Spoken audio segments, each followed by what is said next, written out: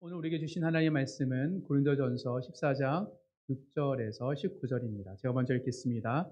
그런즉 형제들아 내가 너희에게 나아가서 방언으로 말하고 계시나 지식이나 예언이나 가르치는 것으로 말하지 아니하면 너희에게 무엇이 유익하리요?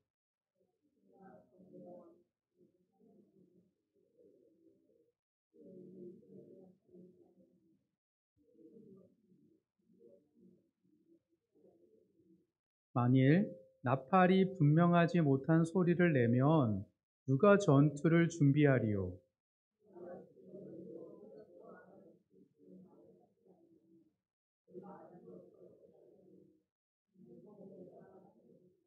이같이 세상에 소리의 종류가 많으나 끝없는 소리는 없나니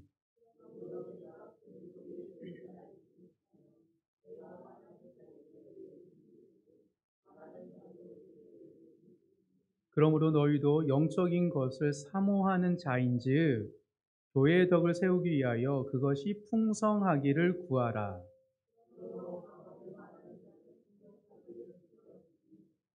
내가 만일 방언으로 기도하면 나의 영이 기도하거니와 나의 마음의 열매로 맺지 못하리라.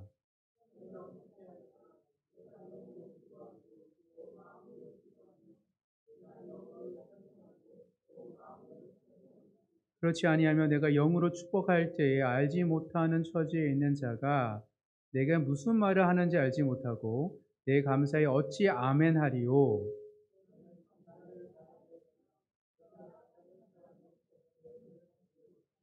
내가 너희 모든 사람보다 방언을 더 말함으로 하나님께 감사하노라. 그러나 교회에서 내가 남을 가르치기 위하여 깨달은 마음으로 5마디 말을 하는 것이 1만 마디 방언으로 말하는 것보다 나으니라. 아멘.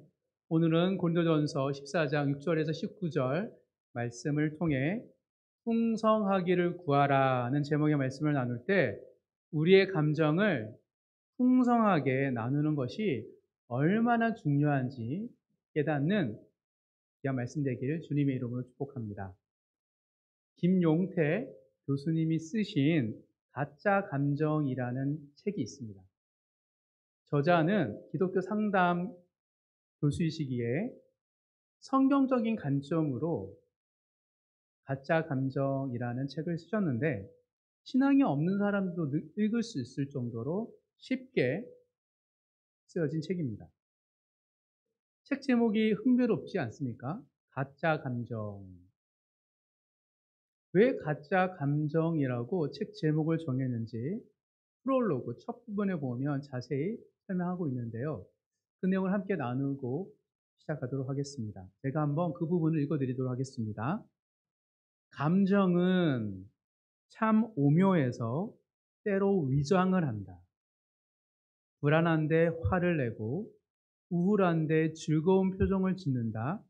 진짜 감정을 숨기고 가짜 감정으로 위장한다. 이 부분만 읽어도 왜 가짜 감정인지 알겠죠. 감정은 우리가 있는 감정은 좀 위장을 한대요. 어떤 사람이 거슬렸다면 우리 그렇죠. 살다 보면 또 거슬릴 때가 있잖아요. 자주 있죠. 때로 많이 있고 마음속에 뭔가가 건드려진 것이다. 거슬리는 감정은 어쩌면 두려움, 외로움, 열등감의 다른 표현일 수 있다. 즉, 거슬리는 것, 화가 나는 것은 표면 감정이고 두려움과 외로움은 이면 감정이다. 그런데 거슬리는 감정의 근원을 따라가 보면 궁극적으로 내 안에 수치심에 이르게 된다. 이를 심층 감정이라고 한다. 즉 저자는 우리가 보이는 이 감정이 워낙 위장을 잘하기 때문에 감정을 세 단계로 구분했어요. 흔히 우리가 표출하는 표면 감정, 그 표현할 때 감춰인 이면 감정, 그리고 모든 사람이 깊숙이 있는 심층 감정이라고 세 단계로 구분했습니다. 그래서 모든 인간에게는 작고 못난 존재라는 수치심이 있는데 작고 초라한 자신의 모습이 드러날까봐 불안해하고 우울해하고 화를 낸다는 것이다. 달리 말하면 우리 내면의 수치심이 우리를 불안하게 하고 우울하게 하고 그거를 화를 내거나 좀 이렇게 움츠러들게 하거나 회피하거나 등의 표명 감정을 가지게 한다라고 저자는 말하고 있습니다. 그러면서 그러나 가짜 감정이라고 해서 표명 감정이라고 해서 잘못된 감정, 나쁜 감정은 아니다. 이게 중요합니다. 그래서 가짜 감정이 나쁜 게 아니래요. 모든 감정에는 이유가 있다. 어떤 감정이든 환영하고 잘 돌봐줘야 된다. 이 저자는 지금 우리의 감정을 구분해 놓고 그거를 다 돌봐줘야 된다는 거예요. 진짜 감정을 알아주고 보살펴 주면 대다수의 사람들이 가짜 감정, 표면 감정을 위로받고 싶어 하잖아요. 그런데 진짜 감정을 위로받고 돌봐주면 마음이 편안해지고 삶이 쉬워지고 가벼워진다 하고 이런 말합니다. 감정이 풀리면 인생이 풀립니다. 저는 이 프롤로그를 딱 읽는데 너무 100% 공감했습니다. 왜냐하면 정말 제가 최근에 겪고 있기 때문입니다. 정말 감정이 풀리면 삶이 풀려요. 어떤 순간에 제가 왜 그렇게 예민하고 까다로웠는지. 제가 보통은 좀 더 이렇게 무던하거든요. 어떤 영역에서는 굉장히 예민하고 까다롭게 구는지를 제가 알고 있었어요. 그리고 굉장히 관대한데 어느 순간에 갑자기 분노가 치밀어 오르고 어떤 사람들을 비난하는 성향이 가득하다는 것을 제가 느꼈습니다. 그러면서 표면 감정, 이면의 감정이 있다는 걸 느꼈고 그 깊은 내면의 심층 감정, 수치심이 있다라는 걸 제가 직시하고 나서 해결된 게 아닙니다. 보고 나서 굉장히 마음이, 감정이 편안해지기 시작했어요. 이 책의 표현으로 말하자면 나의 표면 감정과 이면 감정과 그리고 심층 감정이 무엇인지를 아니까 제 안에 일어났던 감정의 기복이 잠잠해졌습니다. 자주 요동쳤던 감정이 잠잠해지는 것을 제가 경험했습니다. 그리고 늘 반복되던 악순환의 감정 패턴이 있어요. 어떤 행동을 보면 화가 나고 열받거나 뭐 운전이든 기타 어떤 상황에 보면 갑자기 감정이 확 올라오는 것들이 사라지기 시작했습니다. 그러면서 더불어 좋은 감정들이 저 안에 찾아오기 시작했어요. 그런데 제가 계속 이런 변화를 경험하면서 놀라는 건 뭐냐면 이 좋은 감정이 생기는 거예요. 왜냐하면 분명 내가 최근의 나의 일과 예전과 비교했을 때 감사하고 기쁜 일이 많지 않거든요. 감사하고 기쁨이 많이 없는데 왜 내 안에 이렇게 감사와 기쁨이 많지? 라는 부분에서 제가 놀라기 시작했습니다. 그러니 가짜 감정, 표면 감정에 내가 휘둘리다 보니까 제가 좋은 감정, 감사하고 기뻐하는 것들을 놓쳤던 거예요. 특히 감사일기를 쓰면서 제가 놀라고 있습니다. 오늘 너무 힘들었어. 그러고 나서 감사일기 쓰잖아요. 감사장이 너무 많은 거예요. 그러면서 감사가 회복되는 일들이 생기기 시작했던 것이죠. 즉, 가짜 감정뿐만 아니라 이면 감정, 진짜 심층 감정, 진짜 감정이 내 안에 있다라는 걸 이해되고 그 이해가 되는 것을 풀리고 나니까 좋은 감정이 서서히 내 삶에 피어나기 시작했던 것입니다. 그러니 빼앗겼던 거예요. 지금까지 좋은 감정들이. 하나님 주신 은혜가 있었고 기쁨이 있었는데 그것들이 표면 감정, 가짜 감정에 의해 빼앗겼다는 사실을 깨닫고 나서 이 김영태 교수의 가짜 감정의 책에서 말하는 감정이 풀리면 인생이 풀린다 하는 말을 100% 공감하게 되었습니다. 제가 이 책을 딱 읽고 나서 최근에 저 안에 일어나는 일들이 해석이 되는 것을 보고 나서 저뿐만 아니라 많은 성도들이 많은 사람들이 가지고 있는 문제가 무엇인지를 깨닫게 되었습니다. 참 많은 사람들이 이런 생각을 많이 해요. 감정이 풀린다고 인생이 달라지겠어? 내 감정과 내 인생이 무슨 상관이야? 감정은 억눌리고 견디면 선택이 중요한 거지, 결과가 중요한 것이지, 감정이 풀린다고 인생이 풀리는 건 아니야. 라는 생각을 가졌어요, 저도. 이것이 많은 사람들의 문제임을 제가 깨달았어요.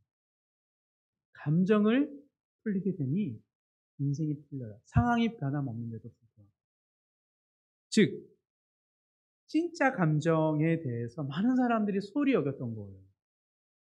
그동안 그냥 내 안에 표면 감정, 가짜 감정의 횡포에 휘둘리며 살아왔기 때문에 정말 애꿎은 나와 내 주위 사람들 괴롭혔어요. 저 사람 때문이야. 이 사람 때문이야. 이게 없어서 그래.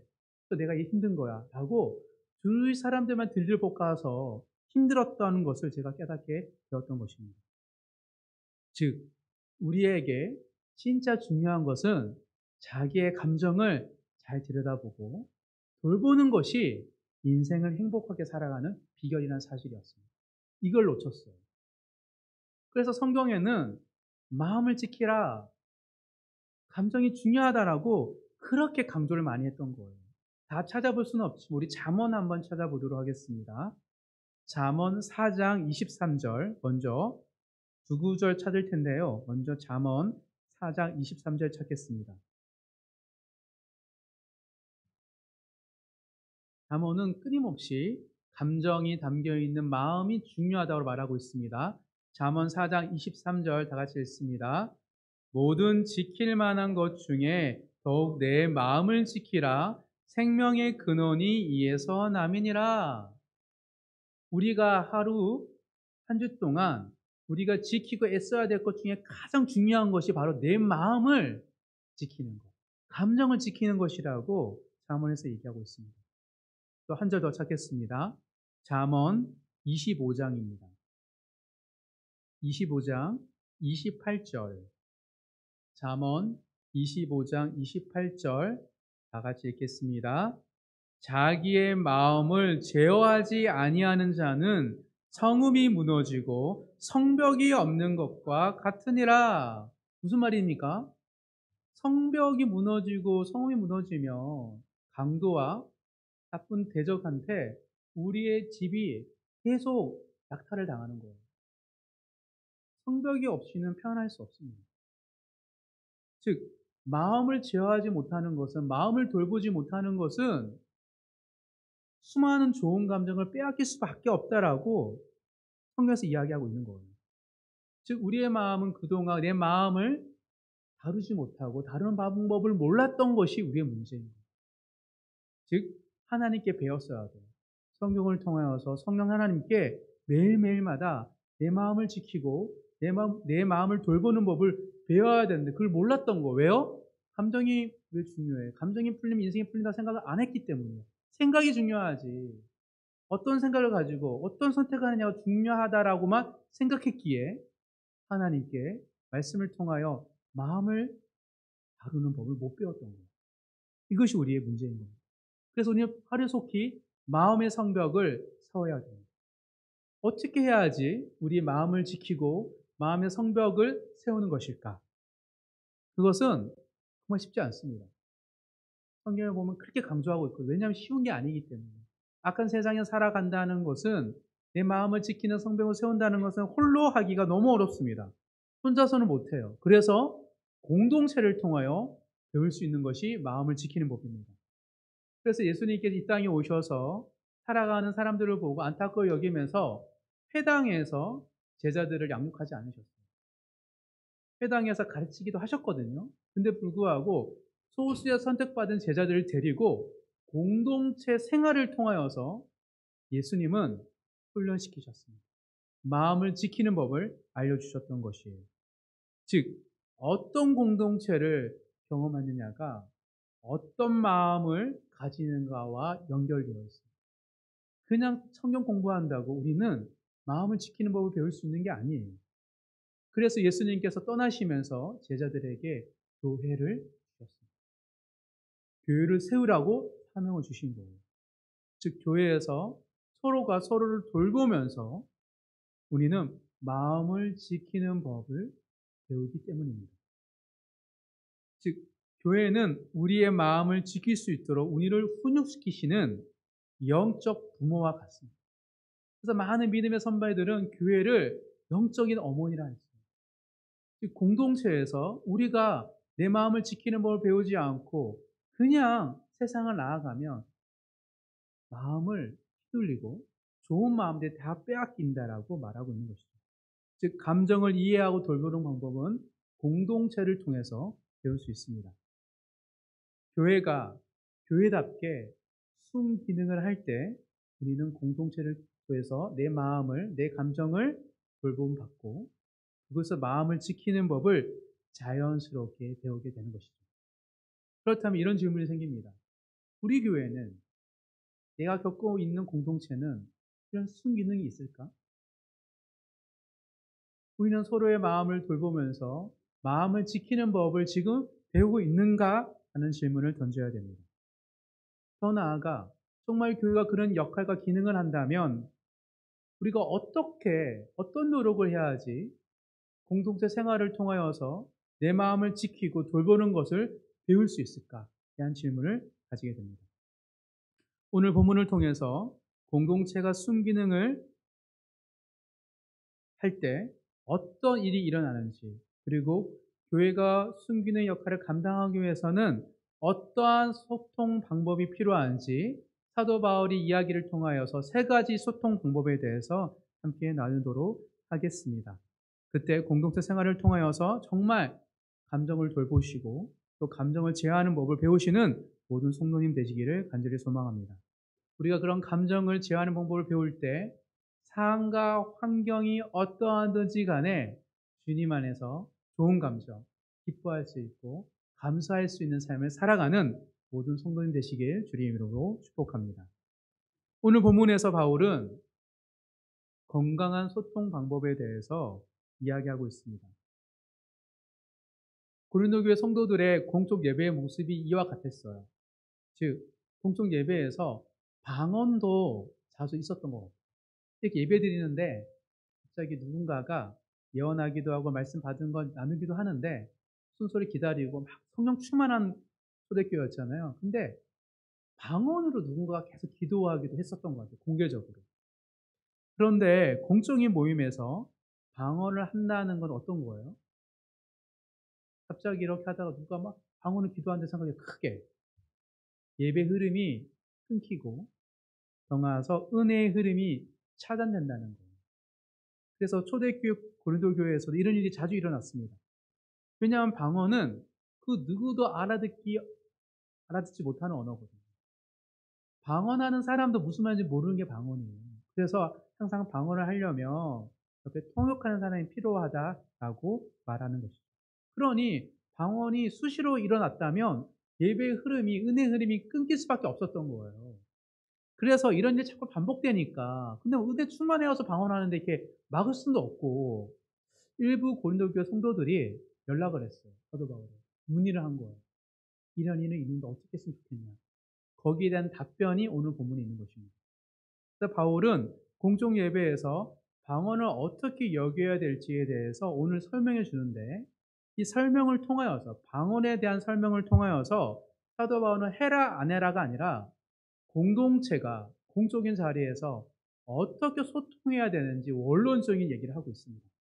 그래서 교회가 순기능을 감당하기 위해서 어떻게 소통해야 되는지를 한번 살펴봄을 통하여서 우리에게 적용되는 실제적인 권면의 말씀이 되길 간절히 소망합니다. 상황은 다르죠. 우리는 방언이 막 하는 공동체는 아니지만 원리는 같아요. 방언에 대해서 바라보는 관점 속에 교회는 공적인 모임을 어떠해야 되는지를 사도 바울이 이야기하고 때문입니다. 그래서 교회가 교회되기 위해서 세 가지 소통 방법을 사도 바울이 이야기하고 있는데 함께 나누도록 하겠습니다. 교회가 순기능을 하기 위해서 첫 번째, 쉬운 말로 소통해야 한다고 말하고 있습니다. 쉬운 말. 누구나 알아듣기 쉬운 말로 소통해야 한다라고 사도 바울은 이야기하고 있습니다. 6절에서 9절까지 다시 한번 읽겠습니다. 6절부터 9절입니다. 그런즉 형제들아 내가 너희에게 나아가서 방언으로 말하고 계시나 지식이나 예언이나 가르치는 것으로 말하지 아니하면 너희에게 무엇이 유익하리요? 혹 필이나 검은고와 같이 생명 없는 것이 소리를 낼 때에 그 음의 분별을 나타내지 아니하면 피리 부는 것인지 검은 고 타는 것인지 어찌 알게 되리요? 만일 나팔이 분명하지 못한 소리를 내면 누가 전투를 준비하리요? 이와 같이 너희도 혀로서 그 말하는 것을 어찌할리요? 이는 허공에다 말하는 것이라. 사도 바울은 공동체에서 알아듣기 쉬운 말로 서로 주고받아야 된다고 말하고 있습니다. 그래서 사도 바울이 왔을 때 방언으로 말하지 않고 어떻게 말했대요? 계시나 지식이나 예언이나 가르치는 것으로 말한다고 말하고 있습니다. 18절에 보면 오늘 보면 사도 바울은 그 누구보다 방언 기도를 많이 했던 것으로 보입니다. 사도 바울은 개인적으로는 방언으로 기도하는 것을 많이 했고 자주 했습니다. 그런데 공적인 모임에서는 1절 방언으로 말하고 예언하고 기도하지 않았던 것으로 보입니다. 왜냐하면 공동체가 순기능하기 위해서는 모두가 이해할 수 있는 말로 해야 했기 때문입니다. 방언은 지극히 개인적인 폐쇄적인 언어이기 때문입니다. 그러면서 이거를 이제 잘 설득해야 되잖아요. 방언하는 사람들, 이런 사람들을. 그래서 비유로 설명하는 거예요. 공동체를 지금 악단과 비유해서 설명하고 있습니다. 즉 피리 같은 관악기, 거문고 같은 현악기, 여기 나와 있지 않지만 북과 같은 타악기로 함께 연주되는 오케스트라 연주와 공적인 예배와 동일하다고 말하고 있어요. 그렇죠. 오케스트라도 다 다른 악기지만 한 악보를 가지고 한 음악을 연주하는 거고, 교회도 각자 다른 성도가 기질과 은사와 생각이 다르지만 삶을 통하여 하나님을 경험하고 함께 모였을 땐 한 하나님을 예배하는 거죠. 그래서 음악이랑 악단 연주랑 공동체의 공적 예배랑 같다라고 설명하고 있는 거예요. 그런데 입으로 불러야 하는 관악기가 있죠, 피리를. 갑자기 바이올린 활로 현악기처럼 연주한다거나 타악기 두드리는 그 막대기로 피를 두드린다면 이상한 음이 나오잖아요. 그게 피리인지 언제 어떻게 알아듣을 수 있어요? 그 얘기를 하는 거예요. 그러니 난해하죠. 그렇게 연주하는 사람이 있을 수 있죠. 가끔 기타도 두들리면서 그것도 이해할 수 있는 음정을 맞춰야 되는 건데 난해하게 알아듣지 못하는 서로도 알아듣지 못하는 언어로 연주를 한다면 불협화음으로 인하여서 듣기 싫은 음악이 된다는 거예요. 마찬가지로 이해할 수 없는 방언을 갑자기 한두 명이 하다 보면 그 예배가 은혜로운 예배가 아니라 은혜가 막히는 예배가 될 수 있다라고 말하고 있는 것이죠. 조화롭지 않다는 거예요. 공적인 예배는 조화가 중요하기 때문입니다. 교회는 그 어느 곳보다, 오케스트라보다, 악단보다 다양성과 연합이 중요한 곳입니다. 왜 다양성이 중요하죠? 이 자리에 있는 모든 성도들은 다 하나님의 자녀예요. 예수를 이제 믿었던, 오래 믿었던, 남녀노소, 빈부귀천 상관없이 모든 사람은 예수의 피로 구원받은 하나님의 자녀이기에 존중받아요. 말을 많이 하든 적게 하든, 오픈하든 덜 오픈하든, 우리 모두는 다 하나님의 피값으로 산 하나님의 자녀이기에 교회의 공적인 예배는 존중을 해요. 이게 다양성이에요. 그 사람이 걸어온 길 가지고 학력을 인정한 것이 아니라 예수의 피로 그 사람을 보기 때문에 하나님의 자녀를 인정하는 것. 그래서 공적인 예배는 다양성을 존중해야 돼요. 근데 동시에 이렇게 다양한 사람이 왜 모였습니까? 우리를 구원하신 하나님을 찬양하는 한 하나님을 함께 찬양하고 경배하게 모였기 때문에 질서, 연합을 존중해야 하는 거예요. 교회는 기본적으로 다양성을 존중해야 되고 연합 하나됨을 굉장히 강조하는 것이 바로 교회입니다. 따라서 공동체가 교회는 이 다양성과 하나됨 연합을 지키고 유지하기 위해서 어떤 말을 해야 된다는 거예요? 쉬운 말. 누구나 이해되고 공감하는 쉬운 말로 공적으로 예배를 드려야 된다라고 얘기하고 있습니다. 즉, 쉬운 말은 어린아이의 말, 유아틱한 말이 아니에요. 바나나 어이가 그냥 어린 말이 아니에요. 다양성과 연합을 지키는 언어가 쉬운 말인 것입니다. 그렇다면 구체적으로 어떤 말이 쉬운 말일까요? 사도 바울은 쉬운 말을 어떻게 표현하고 있습니까? 방언을 하지 않고 뭘로 한대요? 쉽지 않죠. 계시, 지식, 예언, 가르치는 거. 이게 좀 어렵잖아요. 근데 이걸로 하는데 이게 쉬운 말입니다. 즉, 사도 바울이 말하는 쉬운 말은 연약하고 나약한 사람들에게 맞추고 상처받지 않도록 배려해주는 말이 아니고 하나님과 관련된 말이에요. 계시, 지식, 예언, 가르침은 다는 뭐냐면 인간 사이에 주고받는 대화가 아니라 하나님께 받았던 그 은혜를 이야기하는 것. 은혜를 쉽게 얘기해야 된다고 말하는 것입니다. 즉, 하나님의 은혜를 분명하게, 선명하게 드러내는 말이 쉬운 말인 거예요. 이것이 바로 공동체에서 주고받아야 할 말이라고 사도 바울은 얘기하고 있습니다. 그렇다면 여러분, 우리가 하나님과 관련된 이 언어를 쉽게 한다는 건 어떤 말일까요? 언제 우리가 하나님과 관련된 이야기할 때 쉬운 말이 되죠? 그것은 우리 모두가 일상에서 만났고 경험했던 하나님에 대한 이야기. 이게 쉬운 말입니다. 공적인 자리에서는 내가 혼자 방언하면서 받았던 신비한 것들 얘기하는 것이 아니고 삶 속에서 경험했던 하나님, 나뿐만 아니라 우리 모두가 함께 나눌 때 은혜가 되는 삶의 고백을 이야기하는 것이 쉬운 말인 거예요. 즉, 교회 공동체는 다양한 성도들이 그들의 삶 속에서 동행했던, 받았던 하나님을 말하는 곳이어야 됩니다. 이게 가장 쉬운 말입니다. 나의 경험, 나의 은혜를 얘기하는 게 쉬운 말이지, 그 말고는 쉬운 말이 없어요. 이게 가장 쉬운 말입니다. 하나님에 대해서. 즉, 교회는요, 성도가 한 주 동안 겪었던 하나님에 대한 이야기를 편하게 얘기하는 것이 교회고, 그런 고백이 있을 때 교회는 교회다워지고 교회는 순기능을 하게 됩니다. 근데 공동체 예배로 오고 공통 예배를 드렸는데 목사만 얘기하고 대다수 성도들은 자기 얘기를 안 한다. 그럼 어떨 거야? 각자의 개인 고백 쉬운 말들은 사라지고 소수의 사람들의 말만 되뇌이는 교회가 된다면 어떻게 될까요? 쉬운 말이 없는 거잖아요. 그럼 뭐가 사라져요?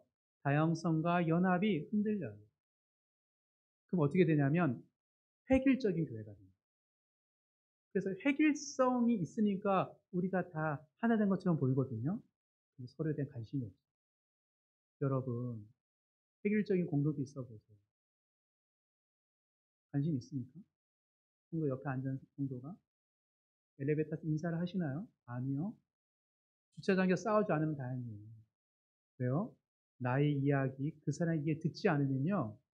연합과 하나됨이 깨어지고 획일적이지만 연합을 깨어지기 때문에 관심이 없어요. 그래서 그만큼 쉬운 말, 성도들이 경험하는 말들을 주고받는 게 중요한 것입니다. 성도의 고백이 사라지면 교회는 그렇게 획일적이고 서로에 대해서 관심 없는 교회로 변질되기 마련입니다. 따라서 교회가 교회다워지려면 이런 고백이 중요합니다. 그래서 방언을 하지 말라 하라 얘기할 때 조심스럽게 얘기하는 거예요. 사도 바울. 자칫 잘못해서 방언은 안 된다라고 얘기할 때 사람들이 입을 봉할 수 있으니 그게 아니라 쉬운 말, 이해될 수 있는 말, 삶의 고백으로 해야 된다라고 말하고 있습니다. 그 바르고 아름다운 교회가 끊임없이 고백을 강조하고 각자가 경험했던 작더라도 하나님의 은혜를 나누고 있습니다. 앞으로도 우리가 하나님의 은혜를 나누는 공동체가 되셔서 정말 바르고 아름답게 하나님 운행하시고 하나님 우리의 감정을 제어해 주시고 우리 감정 읽어주시는 교회가 되길 간절히 소망합니다. 두 번째입니다. 교회가 순기능을 하기 위해서 두 번째, 풍성한 은사로 소통해야 합니다. 은사는 방법이에요. 성령이 주신 방식입니다. 풍성한, 다양한 은사로 소통해야 된다고 말하고 있습니다. 우리 10절부터 13절까지 다 같이 읽겠습니다. 이같이 세상에 소리의 종류가 많으나 뜻없는 소리는 없나니 내가 그 소리의 뜻을 알지 못하면 내가 말하는 자에게 외국인이 되고 말하는 자도 내게 외국인이 되리니 그러므로 너희도 영적인 것을 사모하는 자인즉 교회의 덕을 세우기 위하여 그것이 풍성하기를 구하라. 그러므로 방언을 말하는 자는 통역하기를 기도할지니. 덕은 뭐랬어요? 탁월함이었습니다. 교회가 순기능을 하는 게 탁월해지는 거예요. 그런데 어떻게 해야지 교회가 탁월해지고 승진을 한다고 말하고 있습니까? 은사가 풍성해야 된다. 사도 바울은 교회에서 일어나는 모든 말과 행동이 무의미하지 않다고 얘기해요. 성도 한 명 한 명이 와서 보이는 태도, 자세, 섬김, 표정, 고백이 무의미하지 않대요. 하나도 가치 없는 게 없다라고 말하고 있습니다. 다 가치 있고 다 중요하대요. 그러면서 그런데 왜 이렇게 섞이면 때로는 우리가 무력감이 일어나고 뭔가 잘 매끄럽지 않을 때가 있잖아요. 왜 그러냐? 그것은 공적 예배에서 성도 한 사람 한 사람의 은사와 모습과 태도와 보이는 선의가 공동체의 덕이 되기 위해서는 그것만으로는 충분하지 않다고 얘기합니다. 즉, 방언했잖아. 방언할 때 은혜가 넘쳤는데 왜 그걸 이해 못해? 뭐가 없는 거예요? 통역하는 은사가 없어서 그렇다. 더 없어요. 즉, 내가 공동체에서 덕을 세우는 나의 진심이 잘 안 될 때는 그것뿐만 아니라 다른 은사를 구해야 된다라고 말하고 있는 것입니다. 즉, 지금 방언 때문에 힘들고 복잡한 초대교, 고린도교회 이것 빼, 저것 빼라고 하지 않아요. 뺄 게 없어. 네, 쉬운 말로 해야 되고, 더불어 더 풍성해야 돼. 참 놀라운 이야기를 하고 있습니다. 정말 공동예배에서 방언의 유익이 드러나기 쉽다면 방언으로 기도하고 싶은 자는 통역의 은사를 구하라라고 말하고 있습니다. 이런 뜻입니다. 무슨 말이냐면 정말 했는데 시도가 안 됐을 때 머뭇거리지 말고 또 다른 은사, 또 다른 방법으로 그것을 표현하는 거예요. 적용하면 이런 거예요. 어? 예를 들겠습니다. 진심반, 예의반인데 우리 공동체는 기도가 있어야 될 것 같아. 그러면 어때요? 저나 어떤 누군가 느꼈어요. 그럼 어떻겠습니까?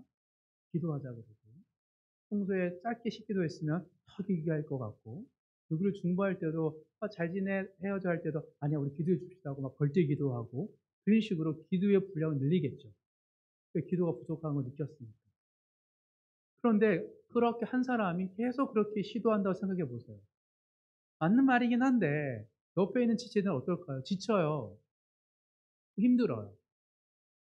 그걸 보면서 이렇게 얘기하는 것입니다. 계속 그렇게 하면 다른 사람이 덕이 안 돼. 교회가 세워지는 게 아니야. 다시 말하면 한 가지 방법만으로 계속 얘기한다면 오히려 공동체 덕이 안 되고 다양한 방식으로 다양한 은사로 그것들이 풍성해질 때 교회 덕이 돼 라고 얘기하는 거예요. 그럼 어떻게 해야 할까요?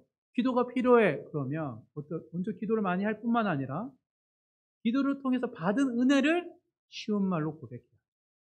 이렇게 기도에 하나님 은혜를 주셨어요. 너무 감사해요. 그래서 어떤 말을 할까요? 또 중보의 은사를 구하겠죠. 너의 기도가 알려줘. 기도해 주겠죠. 그러다가 만만치 않으니까 하나님 함께 기도할 영서를 보내주세요. 혼자는 안 됩니다. 기도할 사람을 보내주세요라고 말을 나오겠죠.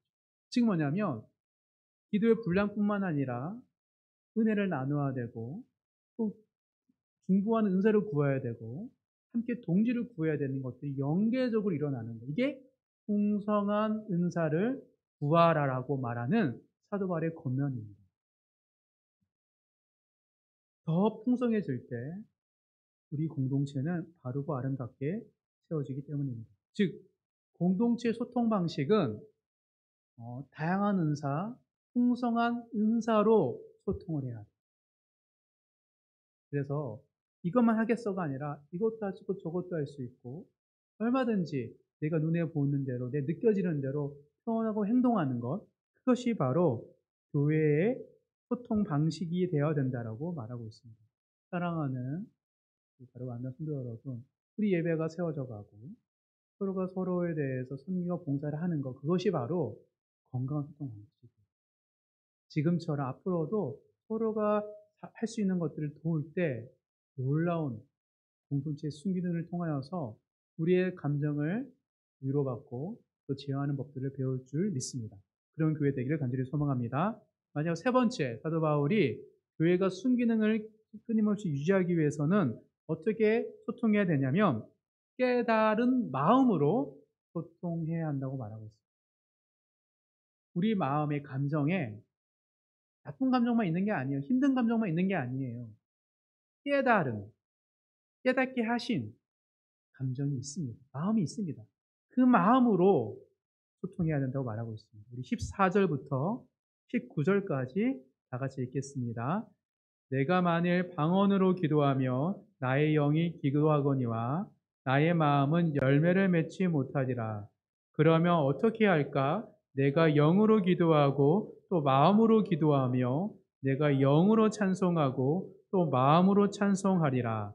그렇지 아니하면 내가 영으로 축복할 때에 알지 못하는 처지에 있는 자가 내가 무슨 말을 하는지 알지 못하고 내 감사에 어찌 아멘 하리요? 너는 감사를 잘하였으나 그러나 다른 사람은 덕세움을 받지 못하리라. 내가 너희 모든 사람보다 방언을 더 말함으로 하나님께 감사하노라.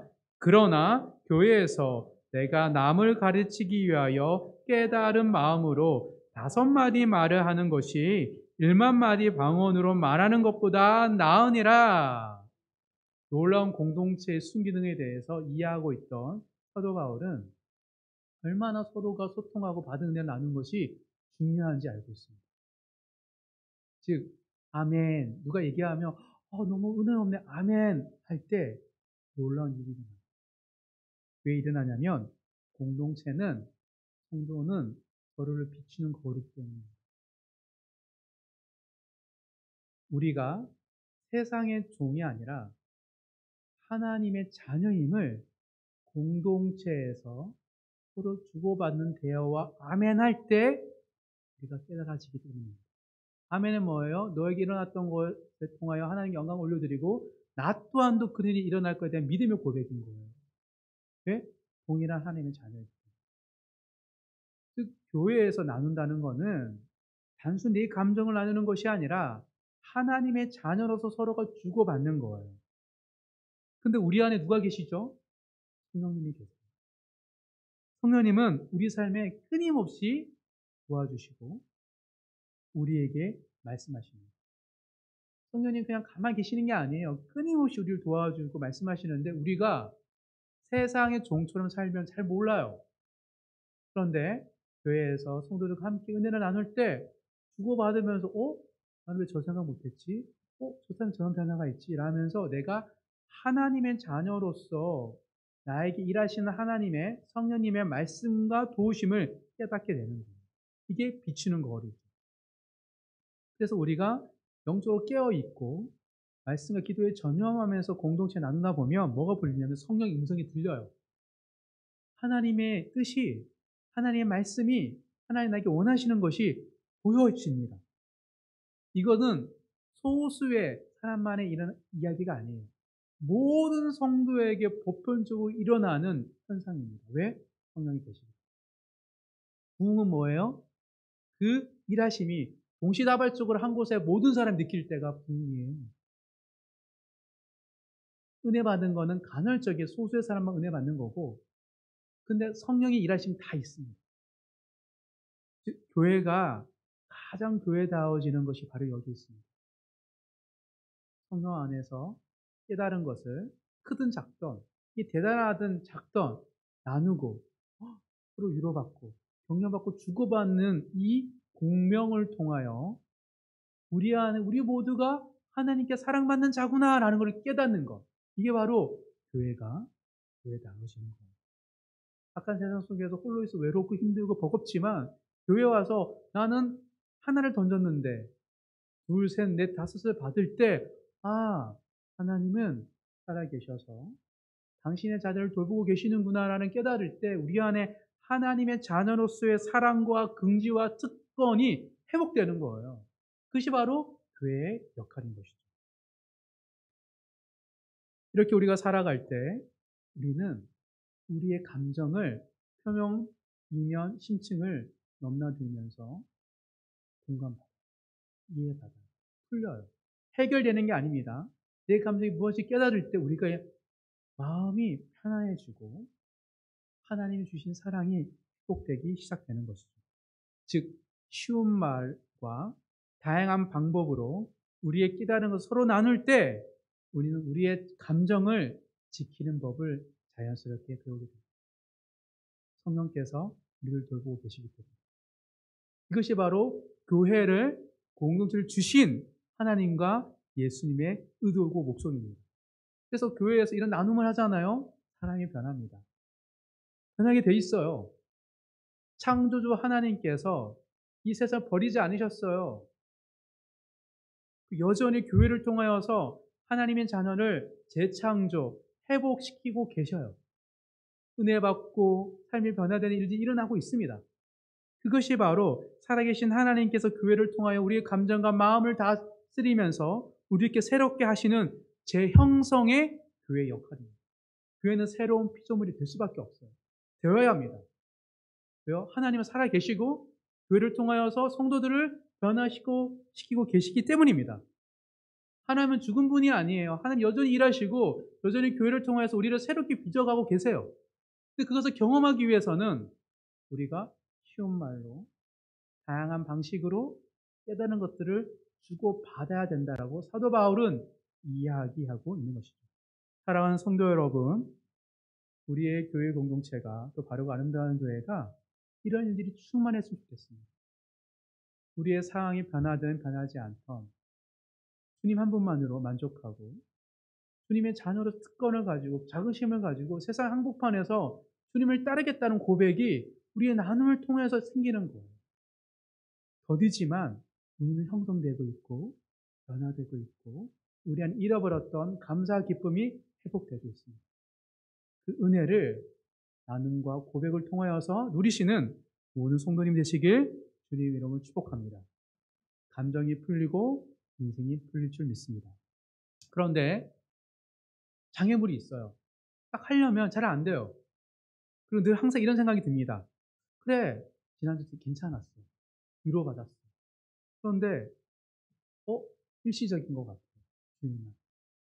그리고 내 삶이 안 변하는데 쉽게 매주 가가 똑같은 말을 해야 된다는 게 나중에 되면 약간 부끄럽고 수치심을 느껴요. 그래서 자괴감이 들고 다른 사람이 막 변화되는데 나는 언제야? 그러니까 하나님 나에게는 버리시고 나에게는 관심이 없는 그런 불신이 생기기 때문입니다. 그래서 어느 순간 멈춰요. 사람들이. 그리고 그렇게 알아도 살지를 못하는 거예요. 분명 교회라는 곳은 내 감정을 돌봐주고 내 마음을 지키는 곳인데 그대로 못 사는 거예요. 왜 그럴까요? 무언가 우리의 마음 깊은 곳에 장애가 있습니다. 장애물이 있습니다. 그것을 저는 김용태 교수의 가짜 감정 책 한 부분에서 깨닫게 되었습니다. 자, 읽어드리겠습니다. 감정은 우리의 삶을 더욱 풍요롭게 해주는 고마운 존재다. 그리고 감정은 생존의 필수적인 존재다. 필수적이래요, 생존에. 먼 옛날 인류가 맹수와 자연재해 위험에서 살아남을 수 있었던 것은 생리적으로 느꼈던 감정, 맹수로부터 불안하고 공포를 느꼈던 그 감정에 충실했기 때문이다. 살아남기 위해서. 감정은 우리의 선택을 도와주기도 한다.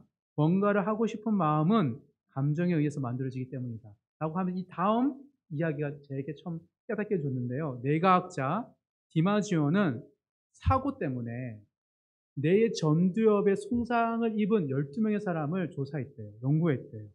근데 환자들의 특징이 뭐냐면 전두엽이 사라지니까 인지적인 면에서는 문제가 없었는데 감정을 느끼지 못했고 12명 다. 그래서 이들을 사실을 기억하고 계산하는 데는 어려움이 없었지만 우선순위를 정하고 선택하는 데는 곤란이 느꼈어요. 전두엽으로 감정이 사라지니까. 예를 들어 검은 양말과 흰 양말을 주고 무엇이 있느냐고 물어보면 12명 다 정확하게 두 종류 구분했대요. 그런데 무엇을 신고 싶냐고 물어보면 선택하지 못했대요. 오늘 할 일을 적어보라고 하면 줄줄이 썼지만 무엇부터 하고 싶냐라고 물어보면 답을 못했다고 합니다. 그래서 이 연구를 딱 듣고 깨달았어요. 아, 감정이 선택에 영향을 주는구나. 감정이 풀리면 인생이 어떻게 풀려요? 선택이 중요하죠? 아니요. 감정이 선택을 지배하고 있다는 걸 깨닫게 되었어요. 즉, 왜 공동체에서 건강한 소통 방식을 통해 마음을 제어하는 배업을 배우는 것을 망설이고 배우들어도 왜 이렇게 살지 못할까?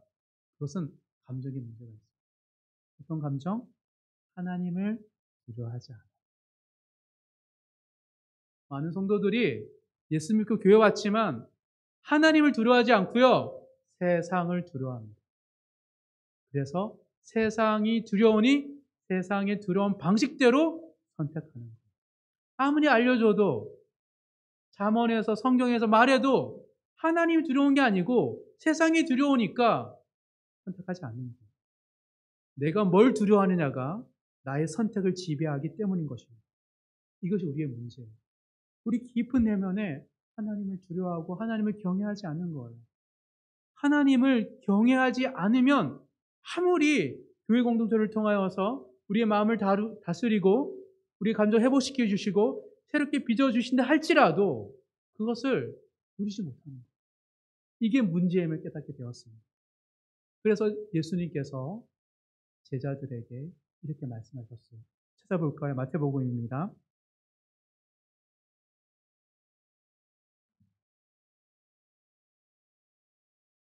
마태복음 10장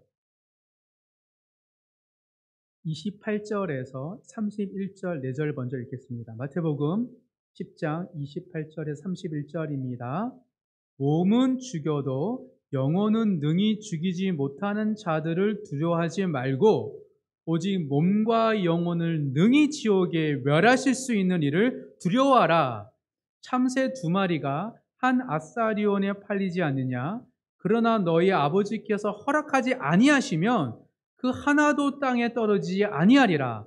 너희에게는 머리털까지 다 세신 바 되었나니 두려워하지 말라. 너희는 많은 참새보다 더 귀하니라. 무슨 말하고 있습니까?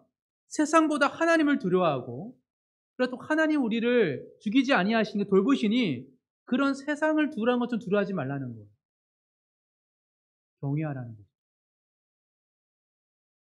하나님을 경외해야 한다라고 예수님은 명확하게 말씀하고 계셨습니다. 실제로 예수님께서도 세상의 두려움 속에서도 하나님을 경외하심으로 십자가의 길을 끝까지 완수하셨습니다. 죄악으로 가득한 죽음의 세상에서 구원에 이르는 길을 열어주셨습니다.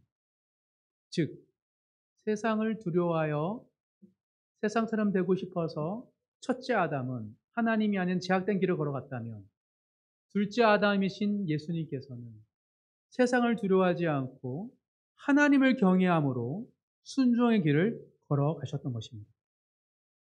우리가 십자가를 통해 무엇을 깨닫습니까? 독생자 예수조차도 죽이시까지 죄를 미워하시는 하나님의 공의로움을 십자가에서 보고 또한 십자가를 통해서 독생자 예수를 죽이시까지 누구를 사랑해요? 우리를 사랑하시는 하나님의 사랑이 십자가에 있습니다. 십자가는 사랑이지만 동시에 공의, 두려움, 경외입니다. 하나님을 십자가를 믿는다면 하나님을 경외하기를 회복하시는 모든 성도님 되시기를 간절히 소망합니다. 그러지 않으면 감정을 절대 통제하고 제어하는 법을 배울 수 없기 때문입니다. 그래서 이어서 어떻게 살 수 있을까에 대해서 제시해 주십니다.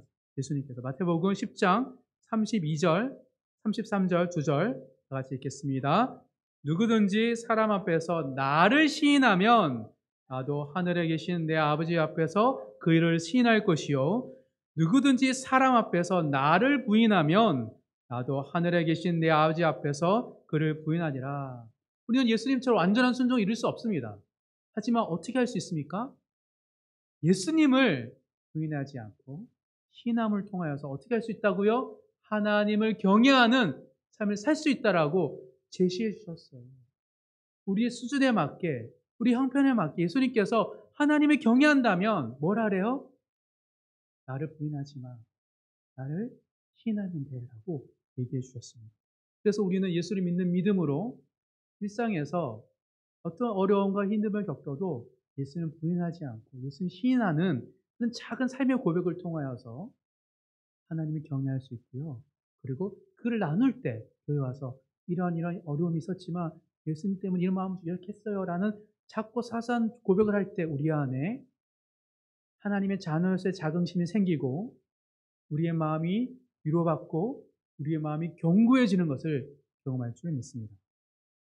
우리의 일상에서 그런 하나님의 주시는 기쁨과 즐거움을 회복하시는 모든 성도님 되시길 주님의 이름으로 축복합니다. 말씀을 정리하겠습니다. 일상에서 예수님을 시인하고 부인하지 않으시길 간절히 소망합니다.